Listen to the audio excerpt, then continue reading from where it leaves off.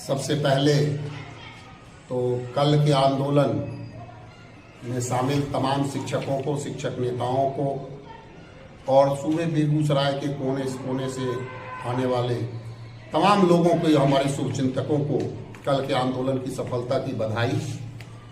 आपने सवाल किया कि 13 फरवरी को जबकि सरकार के द्वारा शिक्षकों की छुट्टियों पर मनाही की गई है, तो शिक्षक किस प्रकार का छुट्टी लेकर पटना की ओर कूच करेंगे। तो मैं बता दूं कि अब जो वर्तमान में शिक्षा व्यवस्था के द्वारा हम शिक्षकों पर जो नियमावली 2020 लागू है, शिक्षक सेवा शर्त नियमावली 2020, उस नियमावली के कंडिका 20 उपकंडिका 6 में एक प्रावधान है कि हमें वर्ष में 11 दिन का अर्जिता अवकाश दे है, और उस अर्जिता अवकाश के लिए किन्हीं के पास हमें न रोना है न गिड़गिड़ाना है। तो 13 फरवरी को जो हमारा आंदोलन आहूत है, उसमें हमारे बेगूसराय के तमाम शिक्षक शिक्षिका अपने अर्जिता अवकाश का उपभोग करते हुए आंदोलन में भाग लेंगे। जिले के विभिन्न प्रखंडों से सैकड़ों शिक्षक को FLN प्रशिक्षण में PTEC व डाइट भेज दिया गया है। वैसे शिक्षक पटना कैसे जा पाएंगे? सबसे पहले तो मशाल जुलूस में आए हुए मशाल जुलूस को सफल बनाने वाले तमाम क्रांतिकारी शिक्षकों का मैं इस्तकबाल करता हूँ, अभिनंदन करता हूँ, जोश जज्बे को सलाम करता हूँ। और प्रशिक्षण में जितने भी शामिल हैं शिक्षक, बेगूसराय के शिक्षक हो चाहे बिहार के किसी भी जिले के शिक्षक हैं, वो प्रशिक्षण चूंकि सरकार के द्वारा यह साजिश है कि शिक्षकों को तितर बितर करो, तो बड़ी संख्या में विभिन्न जिले के शिक्षकों को PTEC में और डाइट में प्रशिक्षण के लिए, FLN प्रशिक्षण के लिए भेज दिया गया है। तो प्रशिक्षण में शामिल तमाम प्रशिक्षणार्थी शिक्षक साथियों से अनुरोध होगा कि वो अपने PTEC डाइट के मुख्य द्वार पर कम से कम 3 घंटा सरकार के खिलाफ, सरकार के दंडात्मक नीति और शिक्षा विरोधी नीति के खिलाफ नारा बुलंद करेंगे, मुख्य द्वार पर जमे रहेंगे। मात्र 3 घंटा का उनका आंदोलन होगा PTEC और डाइट के मुख्य द्वार पर। वहीं से पटना के आंदोलन में शामिल शिक्षकों को हौसला अफजाई करेंगे और बिना शर्त राज्यकर्मी के दर्जा देने की मांग को समर्थन देंगे, आवाज बुलंद करेंगे। शिक्षा विभाग 13 फरवरी 2024 को किसी भी शिक्षक शिक्षिका को अवकाश नहीं देने का आदेश दिया है। आप क्या कहेंगे सर? देखिए, जब शिक्षक शिक्षा और अपने हित की बात के लिए सड़क का आंदोलन अख्तियार करते हैं, तो उस परिस्थिति में शिक्षा विभाग के द्वारा इस तरह का अनर्गल प्रलाप और अनर्गल पत्र हमेशा से निकाला जाता रहा है।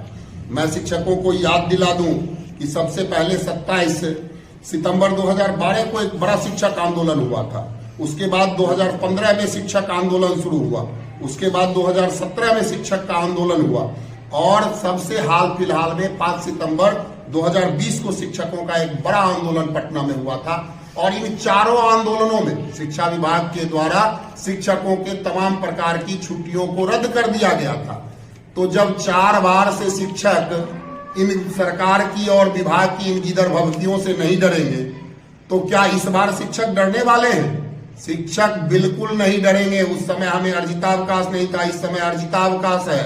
उनके तमाम आदेशों को धत्ता बताते हुए शिक्षक अपने मौलिक अधिकार, अपने जो नियमावली में दिए गए अधिकार हैं, उसका प्रयोग करते हुए आंदोलन में 100% भागीदारी निभाएंगे। शिक्षक को बार बार विद्यालय सड़क पर क्यों आना पड़ता है सर? सबसे पहले तो शिक्षक ये कदापि नहीं चाहते हैं कि वो विद्यालय को छोड़कर सड़क पर आए, लेकिन सरकार की शिक्षा विरोधी नीति, तानाशाही रवैया, जो उनके शिक्षा विभाग के तुगलकी फरमान है, यह हालात पैदा कर देता है कि शिक्षक अपने हाथ में मशाल लेकर, अपने हाथ में तख्ती लेकर सड़क पर आने को मजबूर होता है। और तब मजबूर होता है जब इस देश में संविधान जिंदा है, तब शिक्षा विभाग के द्वारा हम सभी संविधान का आदर करते हैं और देश संविधान से चलता है, किसी व्यक्ति से नहीं चलता है। और इस बिहार में शिक्षा विभाग के द्वारा लगातार शिक्षकों पर दंडात्मक कार्रवाई की जा रही है। उनको डराया धमकाया जा रहा है, मौलिक अधिकार का हनन किया जा रहा है। जब तक इस देश में संविधान है तब तक हम किसी से डरने वाले नहीं हैं। जब जब हमारे हक अधिकार का हनन होगा तब हम शिक्षक सड़क पर नहीं आएंगे तो कौन सड़क पर आएंगे। सरकार हमें मजबूर करती है शिक्षक को सड़क पर आने के लिए। हम कदापि नहीं चाहते, हम विद्यालय में बच्चों को पढ़ाना चाहते हैं, बेहतर शिक्षा देना चाहते हैं, लेकिन हमें भी उचित अधिकार मिले, हमको भी सुविधा मिले। 20 वर्ष हो गया नौकरी करते करते, सेवानिवृत्त हो रहे हैं हमारे शिक्षक। सभी हमारे शिक्षक टीईटी पास है, सीटेट पास है, बीटेट पास है और दक्षता की परीक्षा पास है, और हमारे शिक्षक सेवानिवृत्त हो रहे हैं। सेवानिवृत्ति की उम्र में हम किस परीक्षा की बात कर रहे हैं सरकार? हम क्यों परीक्षा दें, सक्षमता की परीक्षा? सरकार हमें बिना शर्त राज्यकर्मी का दर्जा दे। हम बिहार के तमाम नियोजित शिक्षक किसी भी प्रकार के सक्षमता परीक्षा को नहीं देने जा रहे हैं। सरकार शीघ्र बिना शर्त राज्यकर्मी का दर्जा दे, अन्यथा सड़क पर फिर शिक्षक आएंगे जिसके जिम्मेवार सरकार। वर्तमान समय में शिक्षकों के बीच अपर मुख्य सचिव के पाठक भय व्याप्त है। इस संदर्भ में आप क्या कहेंगे? देखिए, सबसे पहली बात तो आपका ये प्रश्न थोड़ा हास्यास्पद है, क्योंकि हमारा देश संविधान के बदौलत चल रहा है। हमारे देश में संविधान का शासन है, किसी व्यक्ति का नहीं। और जहां संविधान लागू होता है, जहां लोकतांत्रिक व्यवस्था है, वहां किसी व्यक्ति का भय तो हो ही नहीं सकता। लेकिन कुछ ऐसे लोग होते हैं जो अपने पद का दुरुपयोग करते हैं, और ये शिक्षा विभाग है। किन्हीं शिक्षकों में अब किन्हीं का भय व्याप्त नहीं है, चाहे वो SC/ST के पाठक हो या कोई और हो। और कल का जो मशाल जुलूस का आंदोलन सूबे बिहार में हुआ, खास करके बेगूसराय में जो हुआ, उसने बेगूसराय की आम आवाम को बताया कि हम लोकतंत्र में जीने वाले लोग हैं, और लोकतंत्र में किसी व्यक्ति से तो कतई डरा नहीं जा सकता।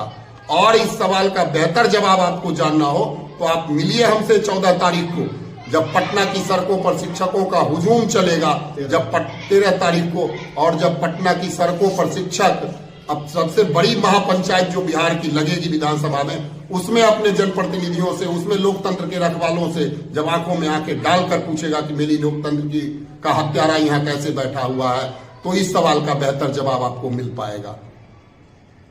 आंदोलन के संदर्भ में आपको और कुछ कहना है?